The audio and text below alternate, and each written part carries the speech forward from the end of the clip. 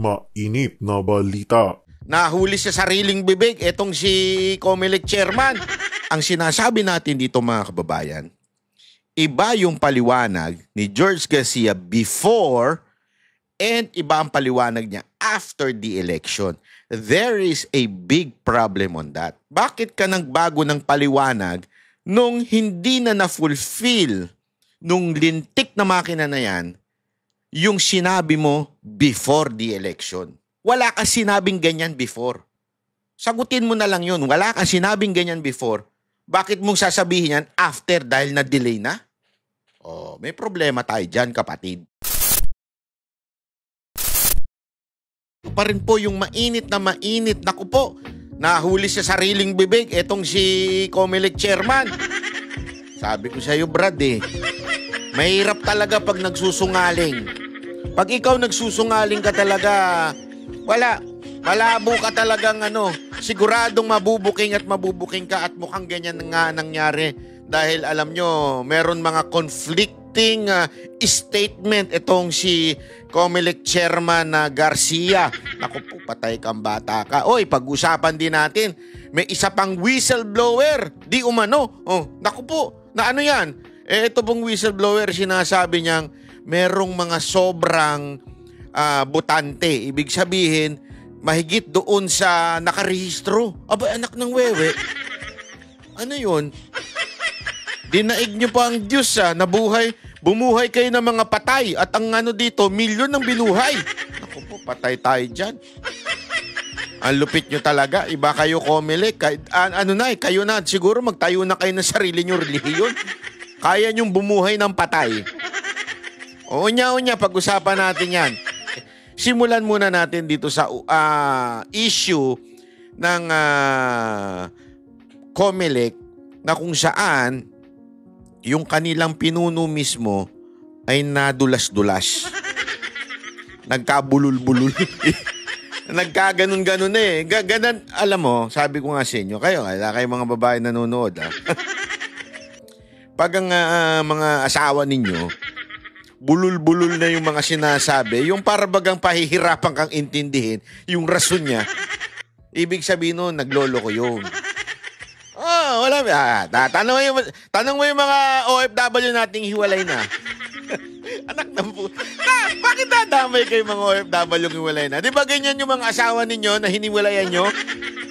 Nung pag tinanong ninyo, parang hindi makasagot ng diretso, buhul-buhul yung kanilang reasoning. Parang ganyan si Comelec Chairman George Garcia, na buhul-buhul. Bakit kanyo? Ito, papanoorin natin. Itong kanyang briefing, o interview sa isang istasyon.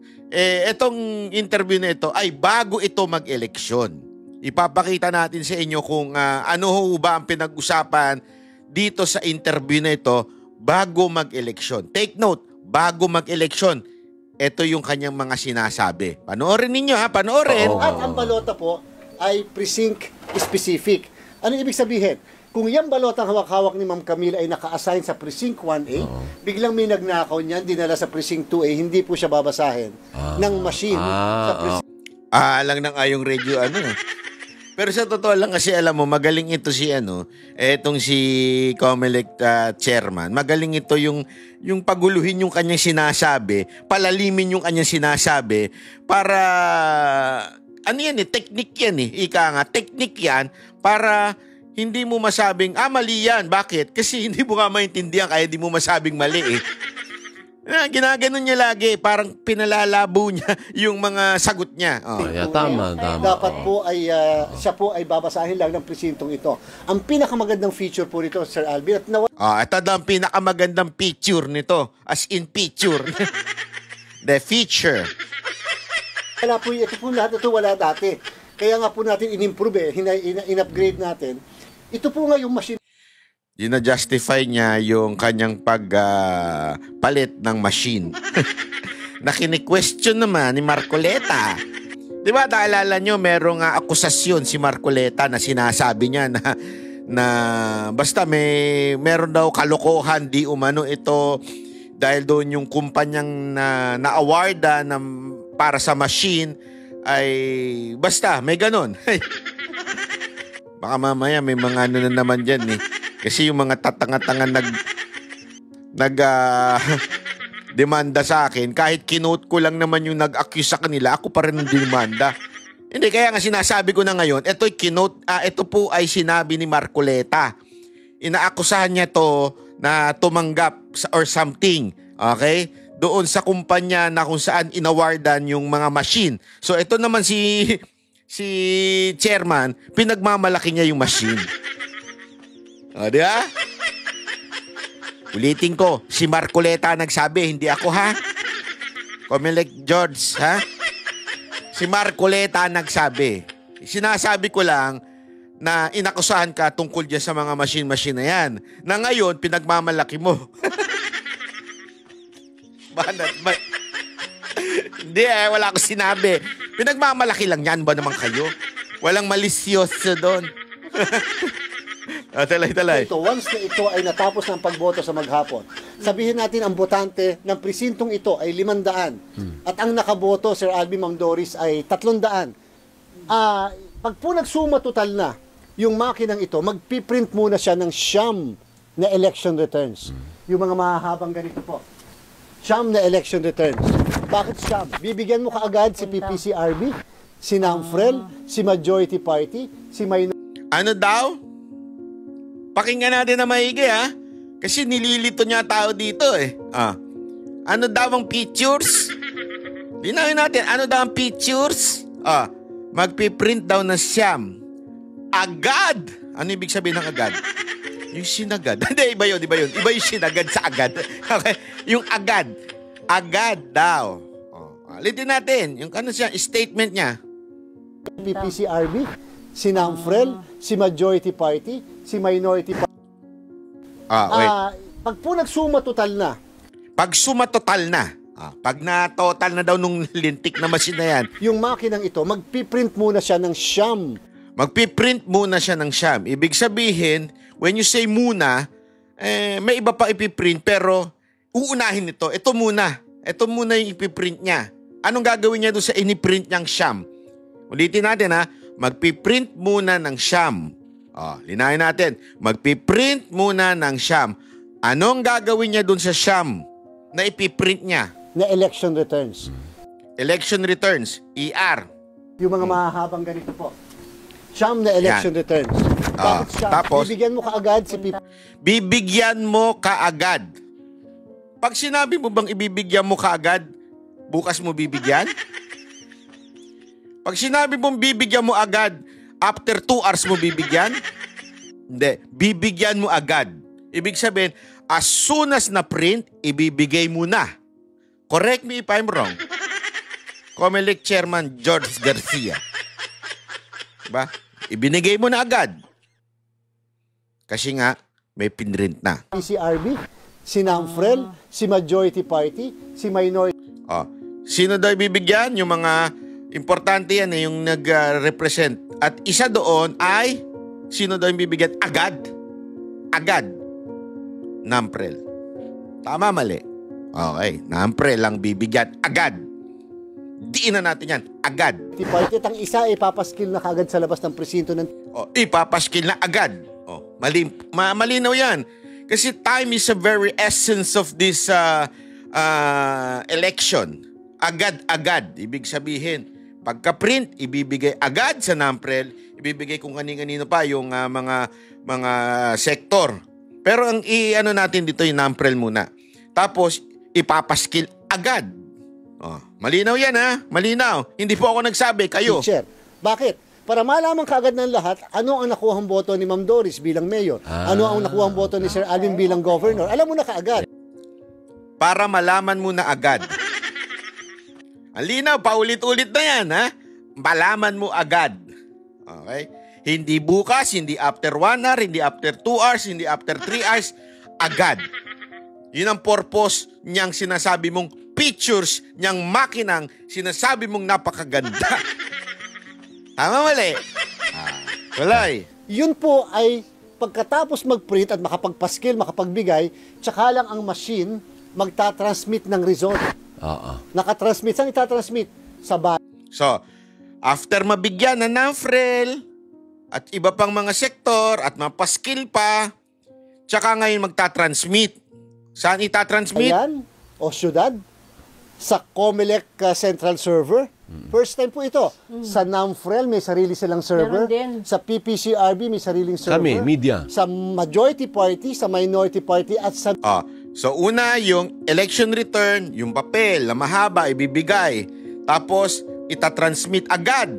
Ulitin natin, itatransmit daw uli agad dun sa mga sinasabi niya. So yung papel, nauna na yung papel, tapos after the papel, itatransmit agad nitong kung ano mang yang computer na, yung printer lang ata yan eh. O yung computer na yan, okay, itatransmit agad sa NAMPREL at saka yung sa mga kung sino-sino pang sinabi media, niya. may sariling server. Lahat ng media meron. Sa server, yung pala yun, sa server. At doon po, located sila sa isang data center sa Makati. Share sila. Okay. Ngayon po, ibig sabihin, lahat ng entities na yan, pwede magkumpara anong pinadala sa'yo sa Precinct 1A. What is the purpose of sending it ASAP? Simultaneously, sending it ASAP. Simultaneously, ha? Ibig sabihin, yung siyam na yon, sabay-sabay bibigyan. What is the purpose? So that they can compare na kung tama yung ibinigay sa kanila. Yun ang purpose. That's the heart of that machine. It's all about. Shit. Ng teleradyo. Anong pinadala sa'yo? Ang pinadala sa akin, ang boto ni Ma'am Doris ay 100. 100 ba sa'yo? 100 ba sa'yo? 100 ba sa'yo? Pwede sila mag-compare. Tama. At ano yung election returns na na-print? Kasi may copy naman na sila eh. Pwede i-text ka agad ng mga observers nila, watchers at saka coordinators. Ang boto ni... So, ibig sabihin, yung mga representative na kung saan yung ite-text, pwede nilang picturean at ite-text. ni Mayor Doris ay 100. So, pare-parehas tumugma ang lahat ng yan. At pagkatapos po makapag-transmit ng result, ang machine, doon sa sinabi ko mga entities, ito naman po ay magpiprint muli ng 21 na election returns. 21. So para naman yung mga hindi nabigyan, Ma'am Doris, mabibigyan naman ngayon muli. At pag nakapag-imprenta na ng 21 election returns, ang pinaka-importanting parte. Kaya dapat yung po mga kandidato. So nakita ninyo, inuna yung pinrint na ER doon sa mga representante nung siyam na yon. Nakasama doon yung NAMPREL. Okay? Yun muna, agad-agad yun, mabilisan. Pagkatapos i-print nun, ipapadala kagad sa server nung siyam na yon. Yun ang priority. Tama, mali. So, mabilis yun. Hindi matagal yun. After nun, tsaka pa lang ipiprint yung 21 na election return na i-distribute kung kanino mang hinayupak yan. Yung po mga political parties, huwag niyo pong paalisin yung inyong mga watchers at huwag niyo silang bibigyan ng allowance hanggat hindi natatapos. Bakit? Lahat po ng pictures ng balota na nahulog sa maghapon ay ipapakita namin sa lahat ng watchers. Pwede nilang picturean, pwede nilang i-video. So kung ako watcher ni Mayor Doris, ipicturean ko yung lahat ng 300 na balota. Para mabilang ko manually, ilan talaga ang boto ni Mayor Doris doon sa presinto na yan, manually. Papapicturean isa-isa. Papayagan po namin picture. Hindi ba sayang sa oras yun? Ibig sabihin, that will add to the whole time process. Pero hindi. Nasend na po kasi. Kaya hindi sayang. Dahil nakapag-transmit na ng result, Sir Alvin. Yun, di ba? Ito na mga anchor. Sorry Okay, kasi remember, ang basihan ng proklamasyon ay hindi naman yung kung hindi na-transmit lang na result. Yeah. Para lang po ma-counter-check natin ngayon kung ang bilang ng manually counted na balota ay tumutugma doon sa election return. Manually counted na balota. So, supposedly, ano ang sagot dyan? Hybrid. Yun yung sinasabi niya noong una eh. Ang tanong, yan ba ang natupad? Para po mawala na ang duda. Meaning, masasagot na natin. Remember, this is before the election. Ito ang tono ni George Garcia. So, ibig sabihin, nauna na na-transmit sa server, agad-agad yun eh. Yun yung priority. Tapos, yung mga watchers, they can count on the spot manually. Ika nga. Malinaw ha? Para lang malinaw. Tuloy. Ang tanong, nabilang ba ang boto ko? Maaaring hindi mo masabi talaga yun ang balota mo, pero at least po, alam mong 400 ang bumoto na botante, ito ang bilang at may nakumpara mo pa. So, ibig sabihin, yung machine po ngayon ay hybridized. Sa kanyang bibig mismo nanggaling yung salitang hybridized.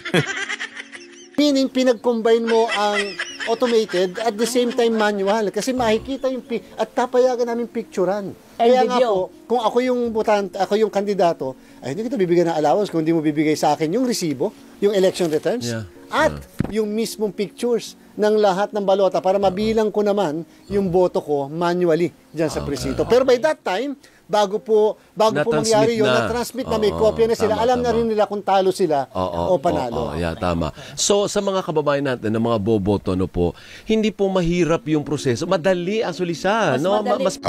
So, ayan po yung kanyang sinabi. Ang tanong, yun ba ang nangyari? Kasi tandaan ninyo, madaling sabihin. Madali pong anuhin yung mga bagay-bagay. Pero ang tanong po dyan, yan po ba ang nangyari? Huwag tayo ang sumagot. Ang pasagutin natin yung NAMPREL. Para malinaw. Kasi mahirap kung ako sasagot, sasabihin na naman ninyo, bias ka. NAMPREL ang pasagutin natin. Tingnan natin kung ano ang sasabihin ng NAMPREL after the election. Remember, that video na pinlay natin came out before the election. Para din palang politiko ito si Comelec chairman kasi iba yung sinasabi sa ginagawa. Pakinggan natin ngayon ang NAMPREL.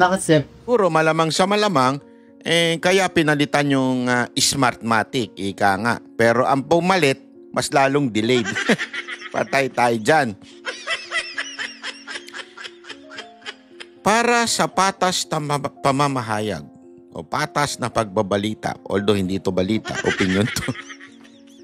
Para sa patas na side, alamin natin ano ang sinabi ni Comelec chairman tungkol dito. Eto na, pinaliwanag niya na after the election. This one is after the election. Okay?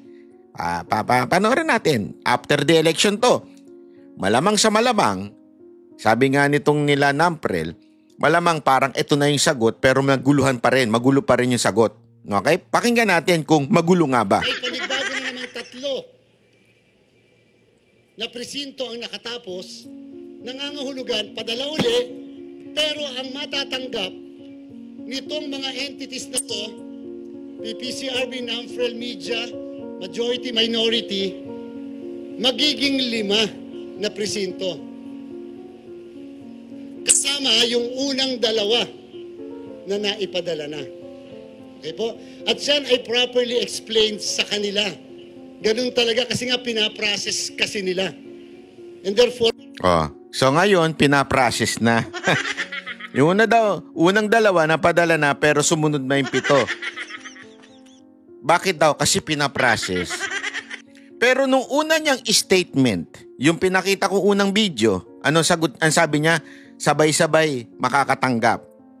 Bakit nga? Anong purpose? Para maikumpara nila sa isa't isa yung boto ni Doris. Diba? Hindi po sa akin nanggaling yun. Nanggaling sa bibig niya mismo. Nung napuna na sila ng NAMPREL at nung iba pang watchdog, eto na ang sagot niya. Pinaprocess pa. Mana ka pala sa amo mong si Marcos eh. Yung ipinangako yung 20 pesos na bigas, biglang sasabihin, hindi ko pangako yun. Pangarap ko lang yun. Pero nung nangangampa niya, hindi naman niya sinabing pangarap ko magkaroon ng 20 pesos na bigas. Ay, ako kaya mangampanya ako. Tumakbo kaya akong senador. Ang pangarap ko ay magkaroon ng skyway sa EDSA. Pwede ko bang sabihin yun? Baka batuin ako doon. Sabihin, anong pangarap? Lahat tayo pwedeng mangarap.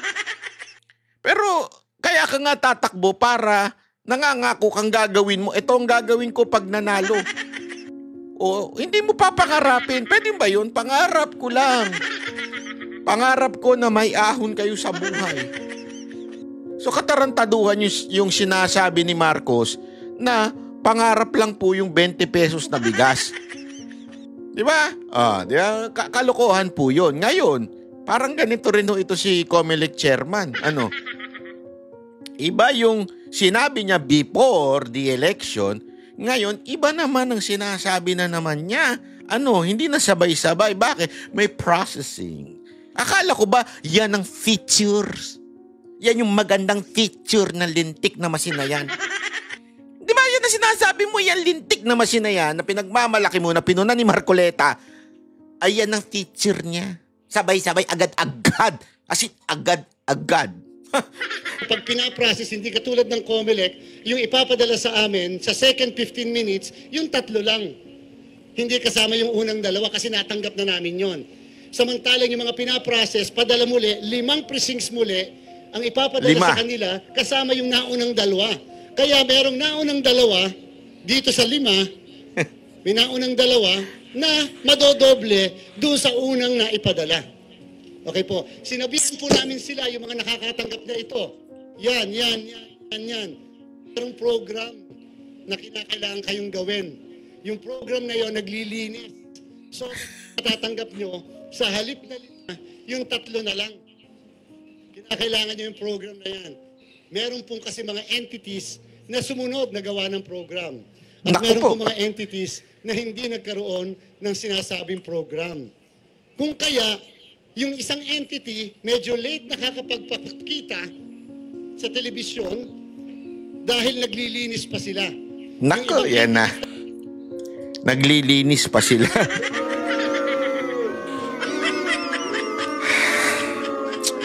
Alam mo, Comelec George Garcia, magulo ka eh. That's the truth. Alam mo, ako hindi ko naman sinasabing dinaya mo. Hindi yan ang sinasabi ko dito sa programa ko, ha. Ang sinasabi ko lamang, ang gulo mo kasi. Yung paliwanag mo, ang gulo-gulo. Tapos sinabi mo, parang ang dating, meron programa pa na maglilinis doon sa... kasi sinabi niya, yung mismong yung watchdog ang may programa na dapat linisin at hindi, mamaya sasabihin niya, at hindi Comelec ang gumagawa nun. Sandali. Hindi yun ang usapan ninyo eh. Yung mismo nga non-frill nandun na nagsasabing dapat agad-agad mapunta sa kanila yung election return eh. Bakit hindi? Yun na nga eh. Iba yung sinasabi mo ngayon at yung before the election. Ang gulo din ng kulentong mo eh. Dahil hindi po nila kaagad nalinis dahil wala silang program na kasalanan pa nila ngayon. Yan ang sinasabi niya kasi hindi daw nakagad nalinis kasi wala silang program. Pambirang...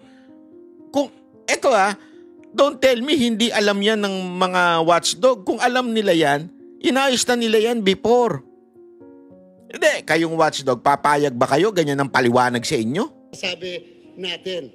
Kung kaya, meron pong entities na 2:00 ng madaling araw, naglinis po sila. Naku po, tayo dyan. Nila, yung boto ng Duterte.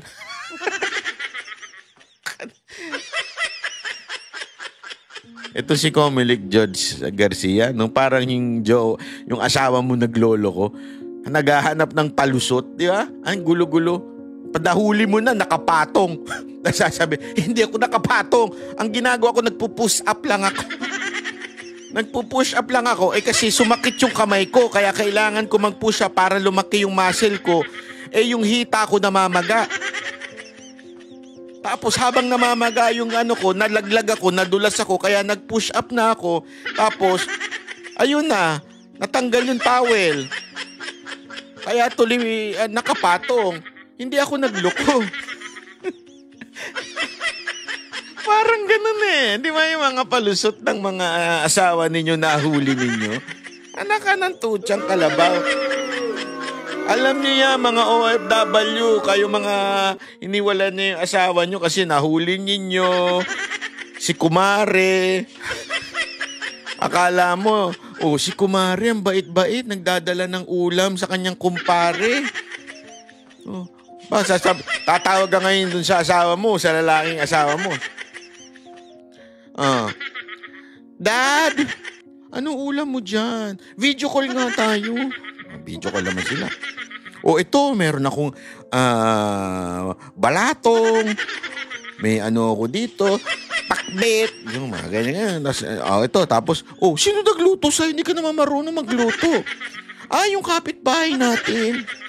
Yung kaibigan mo si Aling Maria, ganon. Pagluto ni Aling Maria. Yeah? Tapos tatawagan mo na naman kinabukasan. Dad, paano ka nagupitan? Di ba ako nagugupit sa'yo? Kailan ka nagpagupit? Di ka nagsabi. Hindi, yung kapitbahay natin si Aling Maria. Ginupitan ako. Di ba? Daming palusot. Tapos tumawag ka na naman, nag-video call ka na naman. Nakita mo na si Aling Maria, nagmamasahe na. Ba't nagmamasahe si Aling Maria? Hindi kasi napagod ako habang napagod ako nung kaluluto niya, ayun, ginupitan niya ako tapos napagod ako. Kaya, minasahe na ako. Kasi ikaw, parang ang gulo ng kwento Kaya nyo hiniwalayan.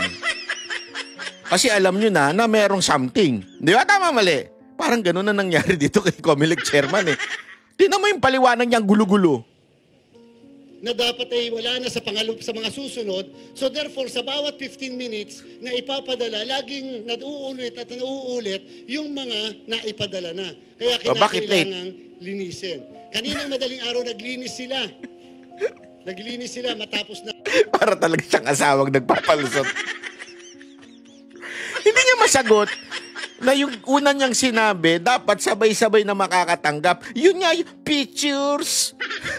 Yun yung pictures yung makina Di ba? Pinagmalaki mo pa.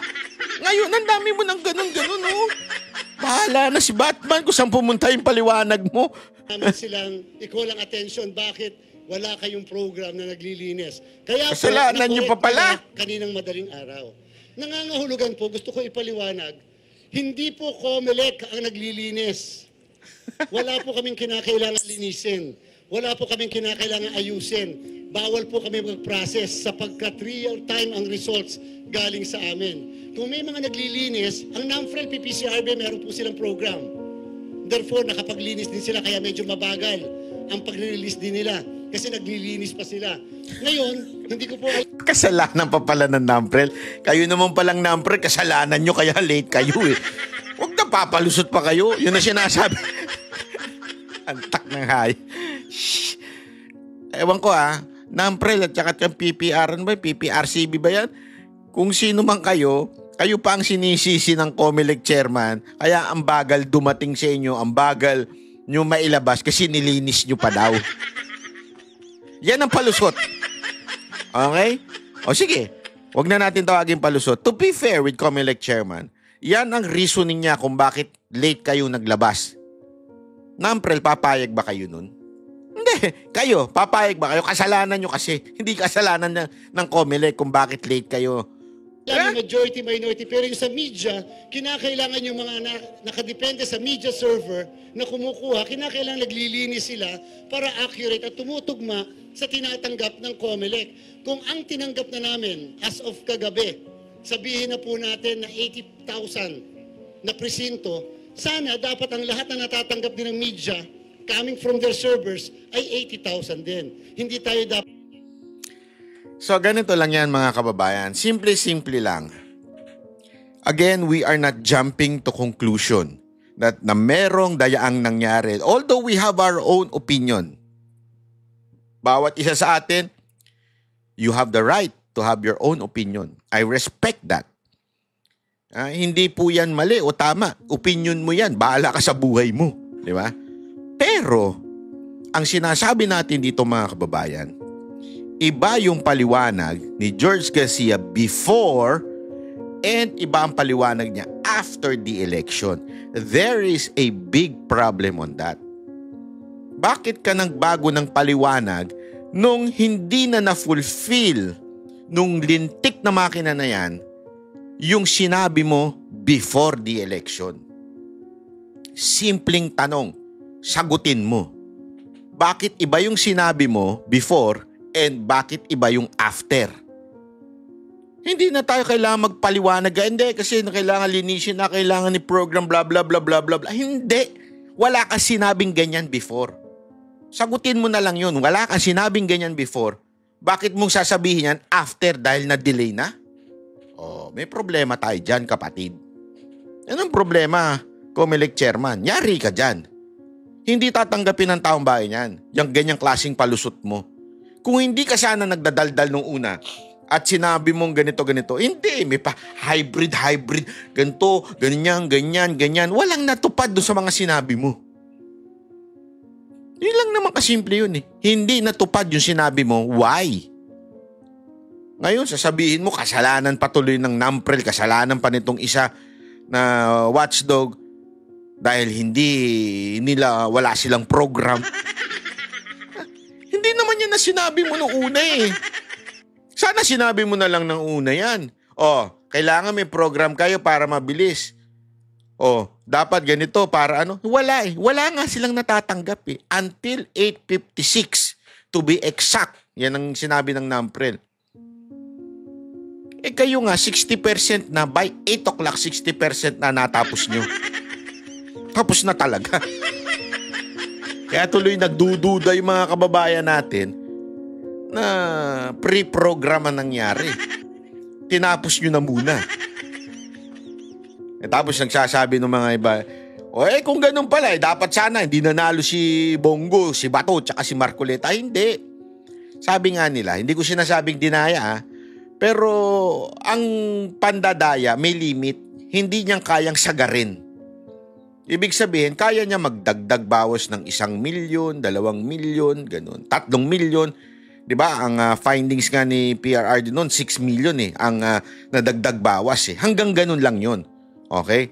It can change definitely yung 12. Kasi kita mo naman yung 13. 12 and 13, 1 million lang ang less than I think 1 million or 1 million more or less ang equivalent. Ang difference nila, pinagkaiba nila nung top 12 at top 13.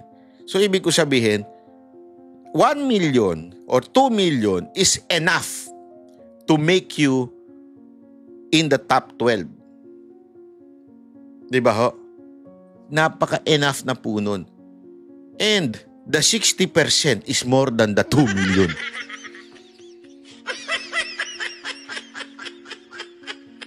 You understand what I mean? I'm not saying and concluding that there was cheating na nangyari. Pero it's more than enough. The 60% na natapos without the knowledge of the watchdog more than enough to bring a person, even if nasa 20 ka na o 30 ka, to top 12. Baka nalinis ng MMDA. Hindi, local lang. Kaya nga nakakaduda. That's why the Duterte is asking for a simple manual counting of, I think, ang alam kong narinig ko is 10 different location from Luzon, Visayas, Mindanao. 10 precinct. Just to make sure, itutugma lang eh. Yun lang naman eh, simple-simple. They're not accusing Comelec Chair Garcia na nagdaya siya. They're not accusing or they want to change. As a matter of fact, nakalagay nga sa kanilang isinumite is, sige, i-proclaim nyo na yan. Walang problema. Hindi na namin hinahabol na maging senador. But, ayusin natin. Kung talagang para sa bayan ka, kapatid, ayusin natin. 2028, mangyayari na naman ng eleksyon. Tsaka na naman tayo magre-reklamo dahil may nadaya. Kaya yung mga totoong Sara Duterte na Duterte supporter, dapat nag-iingay kayo dito sa manual counting. Pag hindi kayo nag-ingay na Sara Duterte kayo kuno supporter, pero hindi kayo nag-ingay dito sa manual counting, ang ibig sabihin lang yan, manggagamit din kayo.